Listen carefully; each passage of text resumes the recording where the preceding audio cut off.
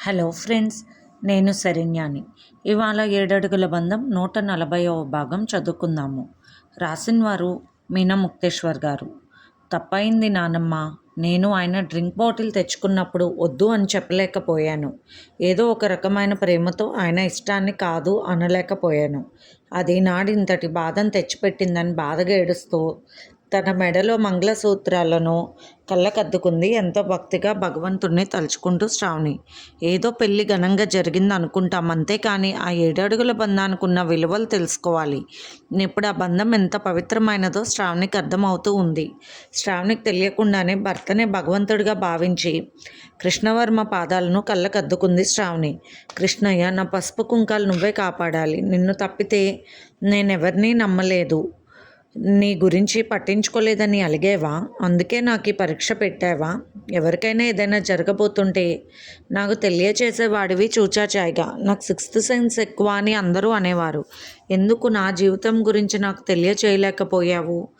నిన్ను ఎప్పటికీ అశ్రద్ధ చేయలేదు. నా భర్తని భగవంతుడిగా భావిస్తున్నాను కృష్ణయ్య, నన్ను క్షమించు. నేను ఎప్పటికీ మర్చిపోలేను కృష్ణయ్య అంటూ భగవంతుడిని అలాగే నామస్మరణం చేసుకుంటూ ఉన్నది శ్రావణి. శ్రావణికి నిద్ర పట్టలేదు. ఏ క్షణం నిద్రపోతే కృష్ణవర్మకి ఎలా ఉంటుందన్న భయం ఆమెకు కలుగుతోంది. అందుకే అలాగే కృష్ణవర్మ పడుకున్న మంచం దగ్గరగా కుర్చీ వేసుకుని అలాగే కూర్చుండిపోయింది. తెల్లవారింది. కృష్ణవర్మకు మెలకు వచ్చింది. శ్రావణి అతన్ని గుండెల మీద వాలిపోయి నిద్రపోతుంది. కుర్చీలో ఇలాగే ఉన్నావా తెల్లవార్లు అనుకుని కృష్ణవర్మ శ్రావణిని పైకి లేవబోయాడు. ఏదో బలహీనంగా అనిపించింది. ఆ కుదుపుకి శ్రావణికి మెలకువ వచ్చింది. ఏమిటండి, ఏమిటి, ఎలా ఉన్నారు, ఏమైంది అంటున్న శ్రావణి వైపు చూసి, చూడు, ఏదేదో ఆలోచించకు శ్రావణి, అంతా బాగుంటాయి. నీ భర్తని తక్కువ అంచనా వేస్తున్నావు నువ్వు. ఏదో తెలియక చిన్న పొరపాటు కొద్దిగా పట్టినప్పుడు ఇలాంటి సంఘటనలు జరగడం జీవితకాలం జాగ్రత్తగా ఉండడానికి ఒక తార్కణంగా మిగులుతాయి. నువ్విక ఎప్పుడు భయపడకు. నీ మనసు ఎప్పుడు బాధ పెట్టని విధంగా. నా కోసం నా కుటుంబం అంతా కూడా బాధపడడం నేను సహించలేను.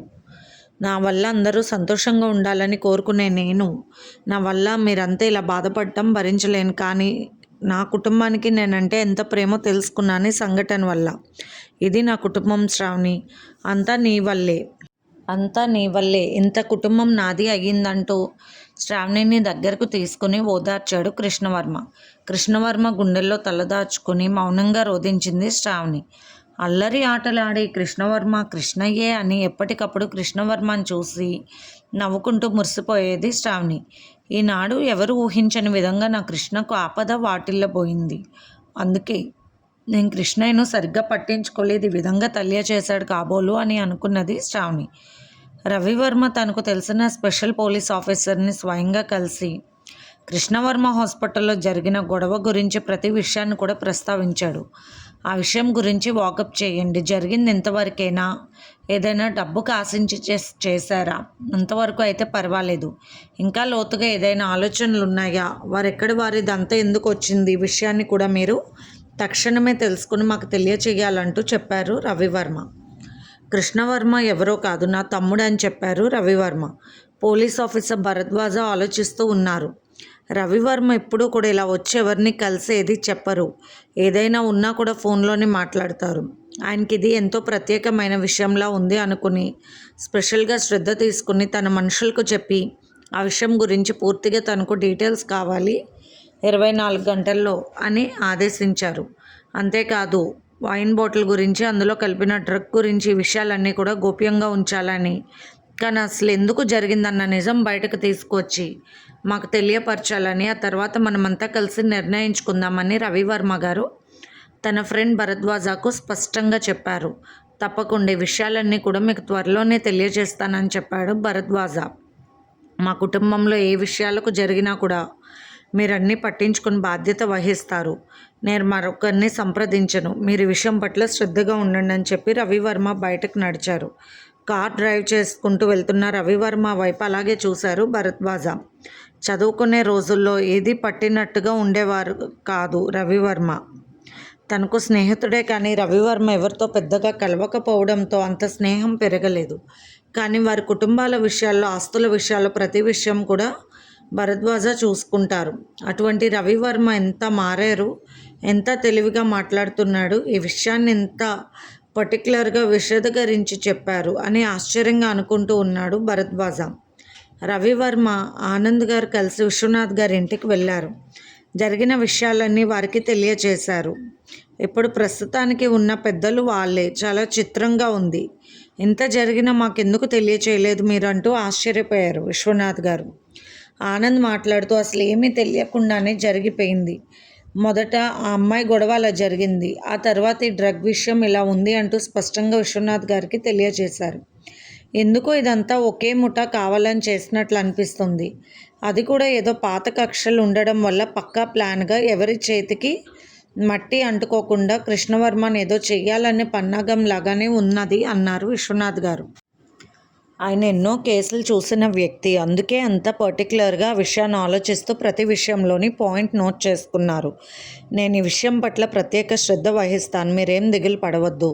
ధరణి ఇప్పుడున్న పరిస్థితుల్లో విషయం గురించి ఆలోచించాల్సిన అవసరం లేదు అని చెప్పండి. మొత్తం నేను చూసుకుంటానని చెప్పారు విశ్వనాథ్ గారు. అలాగే అని చెప్పి అంబిక గారు ఇచ్చిన కాఫీ, టిఫిన్ తీసుకుని బయలుదేరారు రవివర్మ, ఆనంద్ గారు. అంబిక గారు చాలా బాధపడ్డారు. కృష్ణవర్మకు అలా జరగడం ఏమిటి, ప్రతి ఒక్కరి విషయంలో ఆయన ఎంతో మంచి చేశారు అని దిగులుగా మాట్లాడారు. అసలు దిగులు పడాల్సిన పని లేదు అంబిక. విషయాన్ని మనం చాలా తెలివిగా ఆలోచించి ఎక్కడ దొంగ దొరకకూడదని ప్రత్యేకమైన శ్రద్ధ తీసుకుంటాడో అక్కడే దొరుకుతాడు. అదే మనం కనిపెట్టాలని విశ్వనాథ్ గారు చెప్పారు. రాజా ఫోన్ చేశాడు కృష్ణవర్మకు. ఎలా ఉంది బాబా, ఏమైంది మీకు అంటూ ఆందోళనగా అడిగాడు. ఈ విషయం అక్కడికి కూడా ఎవరు చేరేశారు అన్నాడు కృష్ణవర్మ బాధగా. చదువుకునే పిల్లలకి ఇటువంటి విషయాలు ఎందుకు చెప్తారు మీరు అని శ్రావణిని మందలించాడు కృష్ణవర్మ. నిన్న వాడు ఫోన్ చేశాడు, నాకు బాధగా ఉంది, గొంతు అలా ఉంది ఎందుకు అన్నాడు. నా బాధ నేను చెప్పాను అన్నది శ్రావణి బొంగమూత పెట్టుకొని. ఇలాగే బాగున్నావే బంగారు బుజ్జమ్మ, అలాగే ఉండు అంటూ నవ్వేశాడు కృష్ణవర్మ. అబ్బా, నువ్వు ఫోన్ చేయడం వల్ల మీ అక్క అసలు రూపం బయటకు వచ్చింది, మంచి పని చేసావంటూ నవ్వుతూ, ఏమీ లేదు రాజా, అంతా బాగానే ఉంది, రోజులు సాఫీగా గడిచిపోతే ఏమీ తెలియదు, కానీ తెలివితేటలకు పదును పెట్టాలి ఎప్పటికప్పుడే అన్న జ్ఞానం కూడా తెలియాలి కదూ, అందుకే ఇటువంటి విషయాలు జరుగుతూ ఉంటాయి. చాలా జాగ్రత్తగా చదువుకోవాలి, కాలేజ్ విషయాల్లో, ఫ్రెండ్స్ విషయాల్లో జాగ్రత్తగా ఉండాలంటూ అన్ని జాగ్రత్తలు చెప్పారు కృష్ణవర్మ. బావా, మీ ఆరోగ్యం జాగ్రత్త అన్నాడు రాజా బాధగా. రవలి వాళ్ళకు చెప్పకు, ఇంట్లో పెద్దవాళ్ళకు తెలిస్తే బాధపడతారు అన్నాడు కృష్ణవర్మ. అంతలోనే యశోద, నారాయణరావు గారు, మురళి, రవలి అందరూ ఒకరి తర్వాత ఒకరు మాట్లాడి బాధపడ్డారు. నువ్వున్నావే నిన్నంటూ శ్రావణి వైపు చూసి వాళ్ళతో నవ్వుతూ మాట్లాడి నాకంతా బాగానే ఉందని చెప్పి ఫోన్ పెట్టేశారు కృష్ణవర్మ గారు. కృష్ణవర్మ తన ఆరోగ్యం మీద శ్రద్ధ పెట్టి తనపై ప్రయోగింపబడిన డ్రగ్స్ వల్ల ఏ ఇబ్బందులు వస్తాయో, వాటికి ఏ మెడిసిన్స్ వల్ల సమాధానం చెప్పాలో అన్నీ కూడా తెలుసుకోవాలని, అందుకు సంబంధించిన హాస్పిటల్కి ఫోన్ చేసి ఓపీ కన్ఫర్మ్ చేసుకుని బయలుదేరారు రవివర్మతో కృష్ణవర్మ. కృష్ణవర్మ గారు ఒకడినే వెళ్ళి తెలుసుకుంటానంటే రవివర్మ ఊరుకోలేదు. ఇంటి దగ్గర విషయాలు ఆనంద్ మావయ్య గారు చూసుకుంటారని చెప్పి ఇద్దరు బయలుదేరారు. తను శివరాం నెంబర్కి ఫోన్ చేస్తుంటే ఫోన్ కలవట్లేదు, ఏం జరిగిందో అసలు తెలియడం లేదని కృష్ణవర్మ చెప్పడం, ఆ విషయాన్ని పోలీస్ ఆఫీసర్ భరద్వాజకు రవివర్మ షేర్ చేయడం జరిగింది. ఏ విషయం గురించి ఆలోచించుకు కృష్ణవర్మ, నీ ఆరోగ్యం గురించి ముందు తెలుసుకుందాం, ప్రతి విషయానికి మేమంతా తోడున్నామని చెప్పారు రవివర్మ. విడి విషయాలన్నీ కూడా ఆయన చుట్టుపక్కల తెలుసుకోవడానికి అసలైన వారికి అప్పగించారు రవివర్మ కేస్.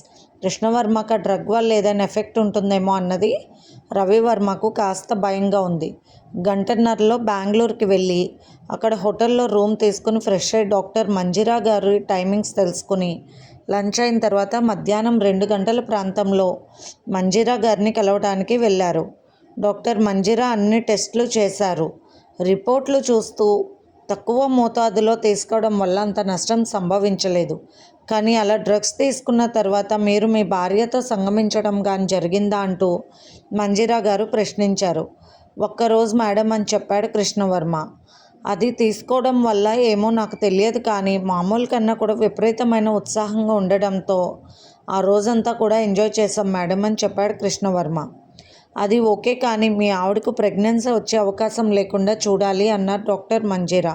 మేము ప్లానింగ్లో ఉన్నాం మేడం, అటువంటిది జరిగే అవకాశం లేదు అని చెప్పాడు కృష్ణవర్మ. నేను అడుగుతున్న ప్రశ్నలకు మీరేవేవో అనుకోవాల్సిన అవసరం లేదు. నేను చెప్తాను వినండి. ఈ డ్రగ్ తీసుకున్న తర్వాత కలయిక పిండంగా ఏర్పడితే అంగవైకల్యాలుగా పుట్టే అవకాశం ఎక్కువ. అంతేకాదు వారికి కంటి చూపు తగ్గవచ్చు, రకరకాల ప్రాబ్లమ్స్ వచ్చే అవకాశం ఉందని వివరంగా చెప్పారు డాక్టర్ మంజీరా. అటువంటి ప్రాబ్లం లేదు మేడం అని చెప్పారు కృష్ణవర్మ. మీరు ఒక డాక్టర్ అయి ఉండి ఇలా ఎలా జాగ్రత్త లేకుండా ఉన్నారు అన్నారు మంజీరా గారు. కొన్ని తప్పించుకోలేము మేడం అన్నారు కృష్ణవర్మ. మీ తాతగారి హాస్పిటల్ కట్టిన కొత్తలో డబ్బులు డొనేట్ చేశారు. దాదాపు 60 ఏళ్ల కిందట మాట అది అని చెబుతున్న మంజీరా గారి మాటకు కృష్ణవర్మ, రవివర్మ ఆశ్చర్యపోయారు. రండి చూపిస్తాను. మీ వివాహ మహోత్సవంలో మీ తాతగారు మీరు అందరూ ఫోటోలు దిగారు కదా, అవన్నీ పేపర్లో వచ్చాయి. స్పెషల్గా అప్పుడు గమనించాము. ఇంచుమించు మీ తాతగారు మీ వయసులో ఉన్నప్పుడు డొనేట్ చేశారంట. ఇదిగోండా రసీదులు కూడా తీసి ఉంచాను, మీరు వస్తున్నామని మెసేజ్ పెట్టినప్పుడు అంటూ డాక్టర్ మంజీరా గారు అవన్నీ చూపించారు. నాకింత ప్రత్యేకమైన శ్రద్ధ ఎందుకంటే మీ తాతగారు ఫ్రెండ్ మా పెద్దనాన్నగారు కూడా, అందుకనే తెలుసు. మిమ్మల్ని డిన్నర్కి తీసుకురమ్మన్నారు పెద్దనాన్నగారు అని చెప్పింది మంజీరా గారు. రవివర్మ, కృష్ణవర్మ మాట్లాడుకుని అలాగే మేడం అని చెప్పారు. వాళ్ళు హోటల్ ద్వారకాలో ఉంటున్నామని చెప్పారు. అక్కడికే పంపిస్తాము మా డ్రైవర్ని, మా ఇంటికి రండి అని చెప్పారు డాక్టర్ మంజీరా.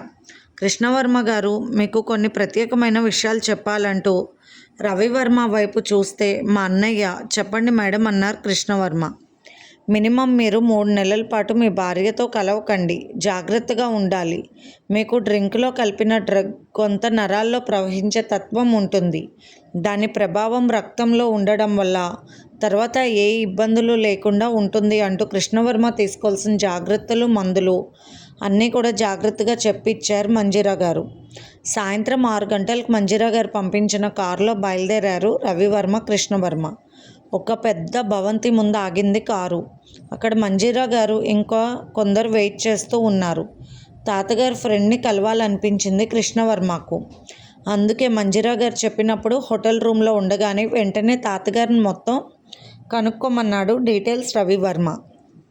దామోదర్ వర్మ గారు నిజమే, వీణాధర్ నా ఫ్రెండ్ అని చెప్పారు. అక్కడ హాస్పిటల్కి డబ్బులు డొనేట్ చేశాను, అది కూడా ఒక పెద్ద కథ అన్నారు దామోదర్ వర్మ గారు. ఏం జరిగింది తాతగారు అని కృష్ణవర్మ అంటుంటే, అవన్నీ తర్వాత మాట్లాడుకుందాం, మీరు వెళ్ళి వీణాధర్ని కలిసి రండి, ఇబ్బంది లేదని చెప్పారు దామోదర్ వర్మ గారు. కృష్ణవర్మ ఇక నుండి జరిగే ప్రతి విషయం కూడా చాలా అవగాహనతో అన్నీ తెలుసుకుని మాత్రమే నువ్వు చేయాల్సి ఉంటుంది. ఎందుకంటే రాధికా నిలయం కుటుంబానికి ఎవరో శత్రువులు ఉన్నారని తెలుస్తుంది. తాతగారి కాలంలో ఆయనకు కొందరు విరోధులు ఉన్నారని చెప్పారు అని చెప్తున్న రవివర్మ వైపు అలాగే చూశాడు కృష్ణవర్మ. కృష్ణవర్మ శ్రావణికి ఫోన్ చేశారు. శ్రావణి, నేను చెప్పిన టాబ్లెట్స్ 4 గంటలకు ఒకసారి వేసుకో, 3 సార్లు చాలంటూ ఫోన్ చేసి చెప్పారు. ఎందుకు తమ్ముడు అన్నారు రవివర్మ. అంటే ఈ డ్రగ్స్ తీసుకోవడం వల్ల ఏదైనా ఇన్ఫెక్షన్స్ అలా ఉండకుండా గర్భసంచి మొత్తం కూడా క్లీన్ అయిపోతుంది అన్నయ్య అని చెప్పాడు కృష్ణవర్మ. ఒక్కోసారి అన్నీ తెలిసిన వారికి అనుకోని ఇబ్బందులు ఎదురవుతూ ఉంటాయి. పరిస్థితులను ఎవరు అంచనా వేయలేమేమో, అందుకని ఇక నుండి జాగ్రత్తగా ఉండాల్సిన అవసరం చాలా ఉందని కృష్ణవర్మ నిర్ణయించుకున్నాడు. పోలీస్ ఆఫీసర్కి ఫోన్ చేశాడు రవివర్మ. నేను పూర్తిగా క్లూ దొరకడమే మిమ్మల్ని కలిసి మరీ ఇస్తాను డీటెయిల్స్ అని చెప్పారు భరద్వాజ్. ఇంటికి ఫోన్ చేసి ధరణితో మాట్లాడాడు రవివర్మ. పాపాయి ఓ అంటూ ఉన్నది ఈరోజు, భలే క్యూట్గా మూతి సున్నాలు చుట్టి పెడుతుంది చూడండి, వీడియో పంపించానంటూ ధరణి నవ్వుతూ షేర్ చేసింది. ఆ వీడియో చూసి రవివర్మ, కృష్ణవర్మ ఆనందపడ్డారు. ధరణి, శ్రావణిలకు కృష్ణవర్మ ఆరోగ్యం గురించి ఇబ్బంది లేదని చెప్పారు రవివర్మ. ప్రస్తుతానికి ఆనంద నిలయానికి వెళ్ళారు రవివర్మ, కృష్ణవర్మ. అక్కడున్న మంజీరా గారు అక్కడ నిలబడి ఉన్న అందరినీ పరిచయం చేస్తూ ఉన్నారు. రవివర్మ, కృష్ణవర్మ ఇద్దరూ కూడా ఆనంద నిలయంలోకి వెళ్ళారు. మంజీరా గారు ఆహ్వానించారు వారిని. ఒకవేళ తన తల్లి కానీ ఉంటే అంత వయసు ఉంటుందేమో ఆమెకు అనిపించింది. కృష్ణవర్మకు మంజీరా గారిని చూస్తూ ఉంటే ఆ ఇంట్లో ఆ కట్టుబాట్లన్నీ కూడా అమ్మలా కనిపిస్తూ ఉంది అనుకున్నాడు కృష్ణవర్మ. హాస్పిటల్ వాతావరణంలో డాక్టర్ మంజీరా గారు డాక్టర్ లాగానే అనిపించారు. కానీ ఆ ఇంటి వాతావరణంలో ఎందుకో ఆమె తన అమ్మను గుర్తు చేశారు అనుకున్నాడు కృష్ణవర్మ. పెద్దనాన్నగారు అంటూ లోపలికి వెళ్ళి చెప్పి వచ్చింది మంజీర. రవివర్మ కృష్ణవర్మను లోపలికి రమ్మని తీసుకువెళ్ళారు మంజీర. మంచం మీద పడుకొని ఉన్నాడు వీణాధర్ గారు. ఏమిటో ఆ గదిలోకి అడుగు పెడుతుంటే కృష్ణవర్మకు ఒకలాగా అనిపించింది. రవివర్మకి ఆశ్చర్యం కలిగింది. ఎందుకనో ఈ వీణాధర్ గారికి దామోదర్ వర్మ గారికి పోలికలు కనిపిస్తున్నాయి అనుకున్నారు. కృష్ణవర్మ, నీ తాత ఎలా ఉన్నారు అంటూ నవ్వారు వీణాధర్. నేనెవరినో చెప్పారా మీ తాతగారు అంటూ నవ్వారు వీణాధర్ గారు. తాతగారు స్నేహితులని చెప్పారు. అవును, అంతకు మించి చెప్పలేడు వాడు. ఆఖరికి ప్రాణం పోయే పరిస్థితులు వచ్చినా కూడా చెప్పనని మాట ఇచ్చాడు. మాట నిలబెట్టుకున్నాడు వాడు. ఎన్ని సంవత్సరాల నా మొండితనం ఇప్పుడే తీరింది నాకు నేనుగా అందుకే ఇంటికి ఆహ్వానించాను అంటున్నా వీణాధర్ గారిని అలాగే ఆశ్చర్యంగా చూస్తున్నాడు కృష్ణవర్మ. మంజీరా, ఆ ఆల్బమ్ తీసుకురమ్మా అన్నారు వీణాధర్ గారు. వర్మాస్ ఫ్యామిలీ అన్న ఆల్బమ్ తీసుకొచ్చింది మంజీర. మొట్టమొదటి పేజ్ తీసిన కృష్ణవర్మ, రవివర్మ ఇద్దరూ షాక్ అయిపోయారు. ఏమిట్రా మనవడా, ఆశ్చర్యపోతున్నావా? నాకు తమ్ముడే మీ తాత. నా పేరు వీణాధర్ వర్మ అని చెప్పి గంభీరంగా నవ్వారు ఆయన. అసలు ఏమిటో ఏమీ అర్థం కాలేదు కృష్ణవర్మకు. ఆ ఇంట్లో తనకు ఒక కొత్త అన్న భావం కలగకుండా అది ఏదో తన కుటుంబం లాగానే అనిపించింది. ఎందుకో అర్థం కాలేదు. అందరూ కూడా ఏదో పోలికలు కలిసినట్టుగా ఉంటే ఏదో అనుకున్నాడు. కానీ ఆల్బమ్ తెరిచి చూశాక ఏదో రహస్యం ఉంది అని అనుకున్నారు. మా నాన్నగారు జగదీష్ వర్మ గారు మధ్యలో కూర్చుంది. ఎడమ పక్క కూర్చుంది నేను. నాన్నగారికి కుడి పక్కన కూర్చుంది మా తమ్ముడు దామోదర్ వర్మ. నిజానికి కృష్ణవర్మ ఆరోగ్యంగా ఉంటే అక్కడున్న విషయాలను తెలుసుకుని ఉత్సాహంగా ముందుకు కదిలి అసలు విషయాన్ని అక్కడున్న సమస్యను క్షణాల్లో రాబట్టగలిగేవాడు. కానీ ప్రస్తుతానికి ఆరోగ్యపరంగా నీరసంగా ఉన్నాడు. మాకేమీ అర్థం కావడం లేదు తాతగారు అన్నాడు కృష్ణవర్మ. అర్థం కాకపోవడానికి ఏముంది కృష్ణ, మాది రాజుల వంశం. మా నాన్నగారి పూర్వీకులు పాలన చేసిన రాజులు కూడా ఉన్నారు. అలా ఎంతో ఆనందంగా రాచరికపు ఆనందాలతో ఆర్భాటాలతో చాలా గొప్పగా ఉండేవాళ్ళం. తమ్ముడు దామోదర్ వర్మ మా చిన్నప్పటి నుంచి కూడా నాన్నగారికి ఉన్న రాజుల కాలం నాటి విపరీతమైన కొన్ని అలవాట్లను ఇష్టపడేవాడు కాదు. మీ రాజుల కథలు గొప్పలు ఇప్పుడు చెప్పుకుంటూ కూర్చుంటారా? చుట్టూ తిండికి బాధపడుతూ గందరగోళంగా ఉన్న ఈ పరిస్థితులను చక్కబెడతారా? తెల్లవాళ్ళ దగ్గర తొత్తులుగా ఉండాల్సిన అవసరం మనకుందా? న్యాయం వైపు పోరాడుదామంటూ దామోదర్ అప్పుడు ఎదురు తిరిగారు నాన్నగారికి. నేను కూడా నాన్నగారి అలవాట్లలోనే పెరిగాను. తమ్ముడు ఎక్కువగా అమ్మ దగ్గర పెరిగాడు. రాచరికం ఉన్నవాళ్ళు లేని వాళ్ళు దేవాలయంలోకి ఫలానా తెగలు వెళ్ళకూడదు, లేని వాళ్ళు చెప్పులు వేసుకుని తమ ఇళ్లకు రాకూడదు, పనివాళ్ళు పాలేర్లు అక్కడున్న మా రాజమహల్ పందిరి దాటి లోపలికి రాకూడదు. అవన్నీ కూడా నాలో మూర్తిభవించి ఉండేవి. విందులు వినోదాలంటూ మాకు గానా బజానా కార్యక్రమాలకు ఒక పెద్ద మహల్ ఉండేది. అక్కడికి ఒక్కసారి ఒక అమ్మాయిని తీసుకొచ్చారు. ఆ అమ్మాయి ఏడుస్తూ ఉంది. ఎప్పుడు ఆ చోటుకు రాని తమ్ముడు దామోదర్ వర్మ అక్కడికి వచ్చాడు. లోపల నాన్నగారు ఉన్నారు, బయట నేనున్నాను. ఆ అమ్మాయి నాట్యాన్ని చూస్తూ అందరూ సంతోషపడుతూ డబ్బులు విసురుతూ రకరకాలుగా అమ్మాయిని హింసలు పెడుతూ ఉన్నారు. వచ్చిన వాళ్ళలో తెల్లవాళ్ళు ఉన్నారు ఇద్దరు. అంతే, ఎంతో కోపంగా అక్కడికి వచ్చాడు దామోదర్ వర్మ. ఏమిటన్నయ్య, మనం మనుషులమేగా, జంతువులం కాదుగా. సింహాలకు చెక్కిన లేడి పిల్లల్ని హింసించినట్లు హింసిస్తున్నారు. వాటికి అన్న చక్రము అది. మనకు అహంకారం మదం అని కోపంగా అంటున్నా దామోదర్ వర్మ మాటకు నాన్నగారు జగదీష్ వర్మ గారు కోపంగా అరిచారు. అన్నగారు అని పిలుపు. ఏమిటా పిలుపు? నీ మాటలు బలుపు పనికి రాదు. ఇక్కడ మన వంశంలో పుట్టిన వాడివి. గౌరవాలు లేకుండా నీ అన్నను నువ్వే గౌరవించకపోతే అంటూ తండ్రి మాటలను లెక్క చేయలేదు దామోదర్ వర్మ. ఒక ఆడపిల్లకు అన్యాయం జరుగుతుందని తెలుసుకుని మరీ వచ్చాడు. తమ్ముడు అన్న విషయం అతని మాటల్లో అప్పుడు మాకు అర్థమైంది. తక్కువ జాతి వాళ్ళు లోపలికి రాకూడదని, అంటుకోకూడదు, గుడిలోకి వెళ్ళకూడదు, ఏదేదో చెబుతారు కదా. మనమంతా తిన్నాక ఆఖరి ఎంగిల్ మెతుకులు వాళ్ళు తినాలని మీరు చెబుతారు కదా. మరెందుకు ఆ అమ్మాయిని ఇక్కడికి తీసుకొచ్చారు? అలా అమ్మాయిని అంటుకోవడానికి మీకు అంటున్న దామోదర్ వర్మ గారి మాటలు ఆగిపోయాయి. కళ్ళు ఎర్రజేసిన జగదీష్ వర్మ గారు కొరడా తీసుకుని వచ్చాడు. అక్కడున్న అందరూ గజగజ వణికిపోయారు. అంతమంది ముందు తన చిన్న కొడుకుని ఇష్టం వచ్చినట్లు బాధేశారు. అలాగే తల దించుకున్నాడు తమ్ముడు దామోదర్ వర్మ. పెద్దలను గౌరవిస్తాను నేను, కానీ తప్పును మాత్రం క్షమించను అంటున్న దామోదర్ వర్మను ఆ రోజంతా అందరితో కొట్టించారు నాన్నగారు. అప్పుడు నేను కూడా తమ్ముడిని కొట్టానని చెబుతున్నప్పుడు వీణాధర్ వర్మ గారి కళ్ళల్లో నీళ్ళొచ్చాయి. నాన్నగారి ఇష్టాయిష్టాలతో ఆయన పక్కనే ఉంటూ ఆయన అలవాట్లు నేర్చుకుంటూ పెరిగిన నాకు నిజానికి మంచి చెడ్డ అనేది అప్పుడు తెలియదు. తర్వాత బాగా తెలిసొచ్చింది. ఆ రోజు అక్కడే దామోదర్ వర్మ ఉండగా గాయపడి కదలలేని పరిస్థితుల్లో ఆ అమాయకురాలిని తెల్లవాళ్లకు అప్పగించాము. వారిష్టం వచ్చినట్లు ఆ అమ్మాయిని గాయపరిచి ఆమె జీవితాన్ని నాశనం చేశారు.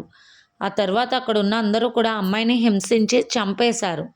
దామోదర్ వర్మ కోపంతో పైకి లెగలేక తన తలను తనే నేలకేసుకుని కొట్టుకున్నాడు. ఇది ఫ్రెండ్స్ ఇవాల్టి ఎపిసోడ్. రేపు ఇంకొక ఎపిసోడ్తో మేము ముందుకు వస్తాను. మీకు కనుక స్టోరీ నచ్చినట్లయితే ఛానల్ని లైక్ చేసుకుని షేర్ చేసుకుని సబ్స్క్రైబ్ చేసుకోండి. ఉంటాను.